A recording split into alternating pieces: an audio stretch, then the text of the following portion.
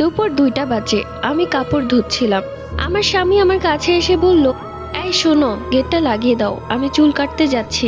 এরপর আমার স্বামী চলে গেল। আমি কল বন্ধ করে গেট লাগিয়ে দিলাম। এরপর আবারও আমার মতো করে এসে কাপড় ধুতে লাগলাম।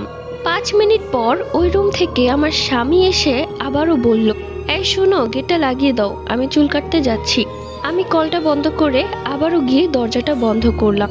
দরজা বন্ধ করে আসার সময় আমার মনে হলো, কিরে, একটু আগেই তো ও বাইরে গেল, তাহলে এখন আবার ঘরের ভেতর কি করে এলো? আর আমি তো গেট লাগিয়ে দিয়ে তারপর এসেছিলাম কাপড় ধুতে। বিষয়টা কেমন যেন খটকা লাগলো। মনকে বোঝাতে লাগলাম সবকিছুই স্বাভাবিক, আমি হয়তো বেশি ভেবে ফেলেছি। এটা ভেবে আমি আবারও কাপড় ধুতে লাগলাম। কিছুক্ষণ পর দেখি আমার পেছনে আমার স্বামী দাঁড়িয়ে আছে। সে কেমন যেন একটা ভয়ানক দৃষ্টিতে আমার দিকে তাকিয়ে হাসছে। এবার রীতিমতো আমি ভয়ে কেঁদে ফেললাম। ওটা একটা জিন ছিল।